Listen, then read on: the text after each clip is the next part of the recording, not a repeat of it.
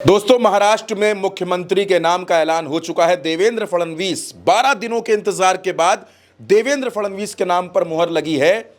और इसी के साथ एकनाथ शिंदे, जो अभी तक मुख्यमंत्री थे, उनकी सियासत अब खतरे में नजर आ रही। क्या कुछ हो रहा है महाराष्ट्र में और कैसे ये कुछ पूरा ऐलान हुआ देवेंद्र के नाम का, वो सब समझेंगे भरत जी के साथ। भरत जी, 12 दिन के इंतजार के बाद ये ऐलान हुआ और आखिरकार वही नाम देवेंद्र फडणवीस। अब आप क्या देखते हैं महाराष्ट्र की राजनीति में? देखिए, मैं बार बार इसी बात को कह रहा था कि मुख्यमंत्री के तौर पर भारतीय जनता पार्टी के पास ऐसा कोई चेहरा नहीं है जो अजीत पवार को भी संभाल सके, शिंदे की पार्टी को भी संभाल सके और महाराष्ट्र की नौकरशाही को भी संभाल सके और आर्थिक राजधानी है मुंबई और वहाँ की पैसे कौड़ी वाली गतिविधियों पर भी नज़र रख सके। तो भारतीय जनता पार्टी में चतुर चालू चालाक प्राणी जो है वो देवेंद्र फडणवीस ही थे और नरेंद्र मोदी के करीबी भी थे। लेकिन हालांकि आज भी अमित शाह की पहली पसंद वो नहीं है देवेंद्र फडणवीस। फिर भी चलिए, देवेंद्र फडणवीस के नाम की घोषणा हो चुकी है। एक गुजराती पूर्व सीएम ने देवेंद्र फडणवीस के नाम की घोषणा कर दी है, क्योंकि देवेंद्र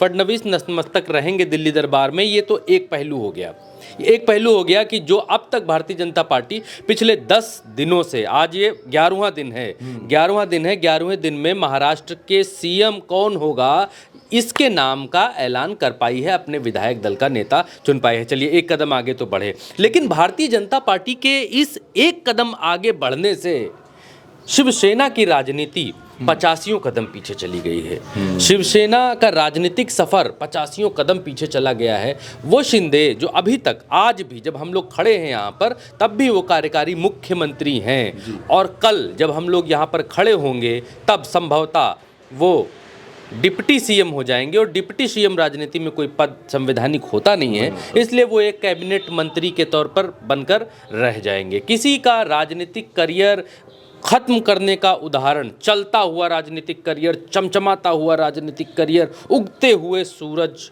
को डुबा देने का अगर राजनीति में कोई उदाहरण राजनीतिक शास्त्र पढ़ने वाले बच्चे अगर लेना चाहें भविष्य में, तो फिर शिंदे के तौर पर ले सकते हैं। अब शिंदे के पाले में गेंद है कि क्या वो अपना राजनीतिक करियर किसी दांव से और बेहतर कर सकते हैं, चमचमा सकते हैं, लोगों के दिलों में अपनी और अच्छी पैठ कर सकते हैं। क्योंकि ये बात तो तय है कि एक सिटिंग सीएम जब कैबिनेट मंत्री रह जाएगा तो फिर वो अपनी ही पार्टी में लोगों से आंख कैसे मिला पाएगा, अपनी ही जनता से, और अपने आप से आंख कैसे मिला पाएगा। एक भावना तो भीतर रहती है, यार कल तक मैं सीएम था, यार आज कैबिनेट मंत्री, आज मैं हाथ जोड़कर खड़ा हुआ हूँ, आदरणीय सीएम के आगे पीछे घूम रहा हूँ, कल तक मैं ही सीएम था, what is this, what rubbish, ये मेरे साथ क्या हुआ। ये तो अजीबोगरीब स्थिति होगी। अब शिंदे के पास गेंद है। शिंदे ने अभी तक हामी नहीं भरी है कि वो डिप्टी सीएम पद की शपथ लेंगे। भारतीय जनता पार्टी की तरफ से ये कहा जा रहा है कि कल आज़ाद मैदान में शाम 5 बजे 40,000 लोग आएंगे, उसमें शपथ ग्रहण होगा। 2 डिप्टी सीएम और 1 सीएम कल शपथ लेंगे। लेकिन 2 डिप्टी सीएम में एक डिप्टी सीएम तो जन्मजात डिप्टी सीएम हैं ही, अजीत पवार। वो ऊपर से परमात्मा से लिखा कर लाए हैं कि वो आजीवन डिप्टी सीएम रहेंगे। दूसरे डिप्टी सीएम के नाम के बारे में मालूम नहीं चल पा रहा है कि दूसरा डिप्टी सीएम कौन होगा। और मुझे जहाँ तक लगता है कि शिवसेना में शिंदे इतने समझदार राजनीतिज्ञ हैं कि वो अपने हाथों से अपने पैरों पर में भी कुल्हाड़ी ना मारे। हालांकि शिवसेना का उदय जो हुआ है वो मोदी जी और अमित शाह की कृपा से ही हुआ है, इसमें कोई दो राय नहीं है। लेकिन अगर जरा भी राजनीतिक चातुर्य होगा, शिंदे के भीतर मंझे हुए खिलाड़ी हैं, इसमें कोई डाउट नहीं है, तो फिर वो खुद डिप्टी सीएम बनने के बजाय कोई बड़ा पद लेकर या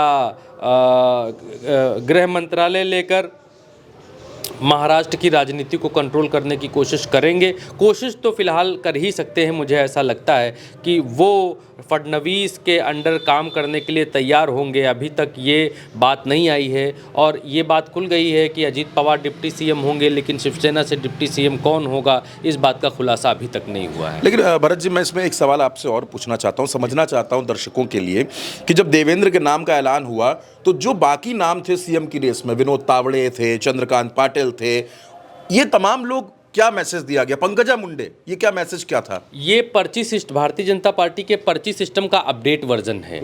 भारतीय जनता पार्टी जब जब प्रतिद्वंदियों को साइडलाइन कराने की बारी आती है तब तब ऐसी ही रणनीति अपनाती है। जैसे राजस्थान के भीतर प्रतिद्वंदता बहुत बड़ी थी और नाम थे नहीं, सिर्फ एक ही नाम था, Vasundhara Raje, one and only Vasundhara Raje मुख्यमंत्री बनेंगी, ये वसुंधरा राजे को लग रहा था। लेकिन वसुंधरा राजे से ही नाम का अनुमोदन करा दिया पर्ची सिस्टम द्वारा। पर्ची निकाली, उसमें निकला भजनलाल, और वसुंधरा राजे भी उस समय चौंक गई। उनका मुंह देखने वाला था कि व्हाट इज दिस, ये क्या हो गया देखते देखते। और यही महाराष्ट्र में आज भारतीय जनता पार्टी ने किया। पंकजा मुंडे, जिनका नाम चल रहा था मुख्यमंत्री की रेस में, हालांकि बहुत कमज़ोर नाम चल रहा था, बहुत आगे नहीं था, आगे विनोद तावड़े का नाम था, आगे तावड़े तो मजबूत थे। हाँ, विनोद तावड़े का नाम था, आगे इनके जो प्रदेश अध्यक्ष हैं उनका नाम था, बावन कुले का नाम था। तो इन लोगों से अनुमोदन कराया गया कि भाई आप लोग अनुमोदन करिए। पंकजा मुंडे ने कहा कि भाई फडणवीस के नाम का मैं अनुमोदन करती हूँ, मैं उनके नाम का समर्थन करती हूँ। तावड़े ने कहा मैं भी इनके नाम का समर्थन। तो जो राजनीतिक प्रतिद्वंदी थे उन सब से अनुमोदन करा के या उन सब से नाम का प्रस्ताव रखवा के भारतीय जनता पार्टी अपनी पार्टी में और अपने मतदाताओं में ये मैसेज देने की कोशिश करती है कि जो कटौंजन चल रही थी, मारकाट चल रही थी इतने दिन से हम जो नाम ऐलान नहीं कर पा रहे थे, वो कुछ था नहीं, बस हम वो ऐसे ही नहीं कर रहे थे। अब देखिए सब बड़ी राजी खुशी से सब एकदम कर दिए, नाम का ऐलान हो गया। तो उसका ये मैसेज देने की कोशिश की जा रही थी। लेकिन इन सब के बीच सवाल हमारा शुरू में भी ये नहीं था कि मुख्यमंत्री कौन होगा। 99% लग ही रहा था कि फडणवीस मुख्यमंत्री होंगे। लेकिन सवाल शुरू से यही था कि शिंदे का क्या होगा अगर शिंदे मुख्यमंत्री नहीं बनते हैं। ये तो लगभग तय था कि भारतीय जनता पार्टी के जब 132 विधायक हैं तो वो शिंदे को क्यों मुख्यमंत्री बनने देगी। लेकिन सवाल ये है कि क्या शिंदे डिप्टी सीएम बनकर देवेंद्र फडणवीस के आगे, देवेंद्र फडणवीस के जूनियर बनकर काम करने को तैयार होंगे। उनका दांव क्या होगा, सवाल यही था और सवाल आज भी यही है। बिल्कुल सवाल यही है कि क्या देवेंद्र फडणवीस को रिपोर्ट करेंगे एकनाथ शिंदे डिप्टी सीएम बनकर। ये सवाल लगातार बना हुआ है।